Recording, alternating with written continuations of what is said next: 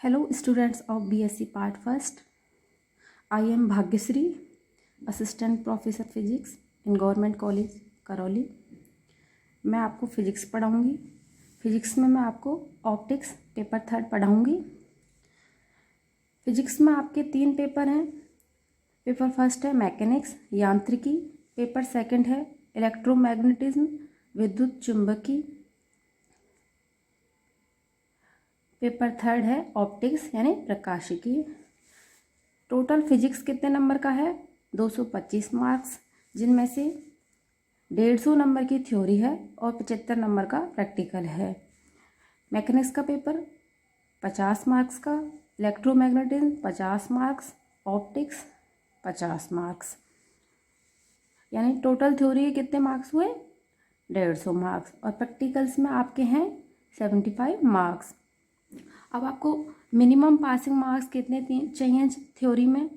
वो होने चाहिए आपके टोटल 54 मार्क्स। और minimum passing marks in practical वो कितने हैं?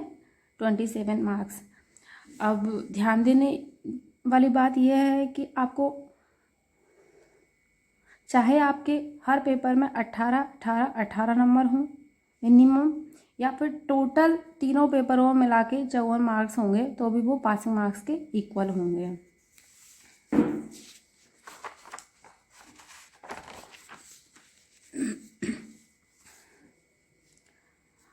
जैसे आपके 3 पेपर हैं और प्रत्येक पेपर के सिलेबस को 5 यूनिट्स में डिवाइड किया गया है, यानी हर एक पेपर है उसको 5 यूनिट्स में बांटा गया है। Unit 1, unit 2, unit 3, unit 4, unit 5। और सिलेबस को आप यूनिवर्सिटी ऑफ कोटा की वेबसाइट से बीएससी पास कोर्स के सिलेबस से देखें। यानी आपको सिलेबस देखने के लिए, लेटेस्ट सिलेबस देखने के लिए पहले आप यूनिवर्सिटी ऑफ कोटा की वेबसाइट खोलें, उसमें स्टूडेंट्स कॉर्नर में जाके सिलेबस में बीएससी पास कोर्स के सिलेबस से देखें। और मैं अपने व्हाट्सएप ग्रुप पे भी उसको शेयर कर दूँगी।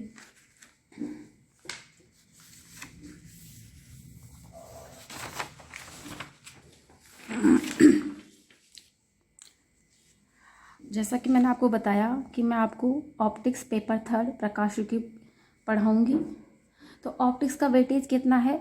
50 मार्क्स। अब अपन देख लेते हैं कि पेपर का पैटर्न किस तरह का होगा, क्योंकि हमें according to syllabus and paper किस तरह की डिमांड करता है वैसे पढ़ना है।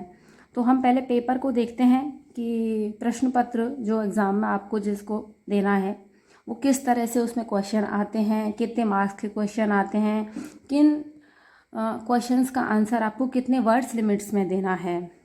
तो चलो एक बार इसको देख लेते हैं।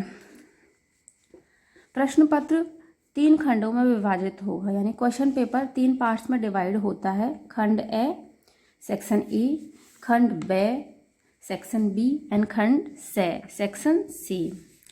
अब इसमें होता क्या है कि खंड ए में एक अनिवार्य प्रश्न होता है जिसमें प्रत्येक यूनिट से 2 लघु प्रश्न लेते हुए कुल 10 लघु प्रश्न होंगे। क्या होगा? एक क्वेश्चन होगा, उसके अंदर सब पार्ट्स में 10 क्वेश्चन होंगे, ठीक है। उसके बाद प्रत्येक जो 10 पार्ट्स हैं, 10 छोटे छोटे जो 1 क्वेश्चन नंबर 1 के सब पार्ट्स हैं, 1 2 3 4 5 6 7 8 9 10, उसके आपको प्रत्येक क्वेश्चन का उत्तर लगभग 20 शब्दों में देना होता है। बेसिकली होता क्या है, इनमें आपको परिभाषा या कोई फॉर्मूला ऐसे टाइप के क्वेश्चन पूछे जाते हैं, और ये ईच क्वेश्चन आधे मार्क्स का होता है। और आपको खंड ए में फर्स्ट क्वेश्चन के 10 पार्ट्स आएंगे, 10 सब पार्ट्स होंगे, तो एक क्वेश्चन आधा मार्क्स का, तो 10 क्वेश्चन होंगे 5 मार्क्स के। मतलब खंड ए आपका 5 मार्क्स का होगा टोटल। इसमें आपको परिभाषा और या कोई फॉर्मूले या कोई इक्वेशन है फेमस, वो टाइप के क्वेश्चन पूछे जाते हैं। अब बात करते हैं खंड ब की। तो खंड ब में प्रत्येक यूनिट से 2 प्रश्न लेते हुए इस खंड में प्रत्येक यूनिट से 2 प्रश्न लेते हुए कुल 10 प्रश्न होंगे। ठीक है, इसमें जैसा कि मैंने आपको बताया कि सिलेबस को 5 यूनिट्स में बांटा गया है, तो एक यूनिट से 2 क्वेश्चन होंगे, तो टोटल खंड ब में कितने क्वेश्चन होंगे? 10। तो प्रत्येक यूनिट से एक प्रश्न का चयन करते हुए कुल 5 प्रश्नों के उत्तर देने होंगे।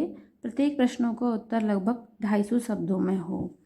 अब आपको इसमें क्या होता है, खंड ब में 5 यूनिट्स हैं, 5 यूनिट्स में से हर यूनिट में 2-2 क्वेश्चन आएंगे और आपको हर यूनिट से मतलब प्रत्येक यूनिट से एक क्वेश्चन का आंसर देना है। मतलब हर यूनिट में आपको 1-2 क्वेश्चनों में से एक करना है। मतलब आपको एक यूनिट में 2 विकल्प मिलेंगे क्वेश्चन करने के लिए और प्रत्येक क्वेश्चन का वेटेज होगा 5 मार्क्स।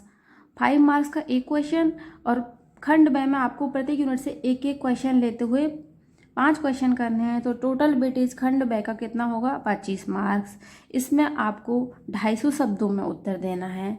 तो इसका मतलब ये है कि जो छोटे डेरिवेशन हैं वो ऐसे टाइप के क्वेश्चन इसमें पूछे जाएंगे। अब इसमें ऐसा भी हो सकता है कि क्वेश्चन के सब पार्ट्स भी किए जा सकते हैं। जैसे एक क्वेश्चन कोई थ्योरी टाइप का पूछ लिया और सेकंड क्वेश्चन उसमें कोई छोटा आपको न्यूमेरिकल टाइप की क्वेश्चन दे दिए जाएं। और इसका थोड़ा ज़्यादा अच्छे से देखने के लिए आप प्रीवियस ईयर के क्वेश्चन पेपर्स को देख सकते हैं कि खंड ब में किस तरह के क्वेश्चंस पूछे जाते हैं या किस तरह का पैटर्न अपनाया गया है प्रीवियस ईयर्स के क्वेश्चंस पेपर में। यदि आपको एक ही क्वेश्चन पूछा गया, मान लो 5 नंबर्स का एक क्वेश्चन है, तो वो छोटे जो डेरिवेशन होते हैं उस तरह के क्वेश्चन पूछे जाएंगे। और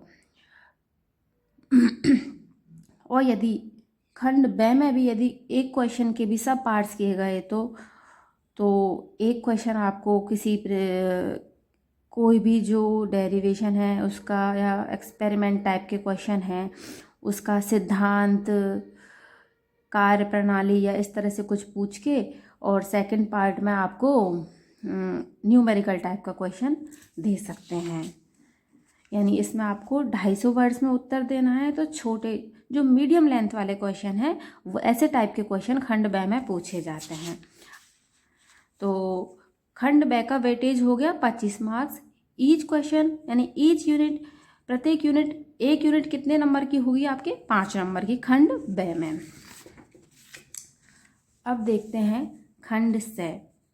इस खंड में 4 प्रश्न वर्णनात्मक यानी निबंधात्मक होंगे।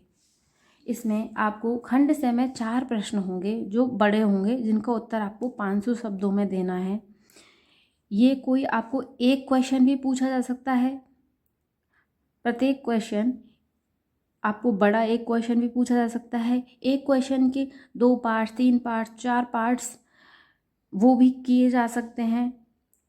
यदि पार्ट्स में डिवाइड किया गया तो उनको एक क्वेश्चन का वेटेज 10 नंबर का होगा, तो 10 को 2.5 2.5 2.5 2.5 इस तरह से, या 3+2 + 3+2 ऐसे कुछ भी तरह से मार्क्स को डिस्ट्रीब्यूट कर सकते हैं। उसमें 4 प्रश्न होंगे, उसमें से आपको 2 प्रश्नों के उत्तर देने। अब ये 4 प्रश्न किस तरह से होंगे? जैसा कि आपकी 5 यूनिट्स हैं तो सभी 5 यूनिट्स में से ये 4 प्रश्न होंगे, लेकिन एक यूनिट से एक से ज़्यादा प्रश्न नहीं होगा। तो आपको इनमें चारों प्रश्नों में से किन्हीं 2 प्रश्नों का उत्तर देना है और एक क्वेश्चन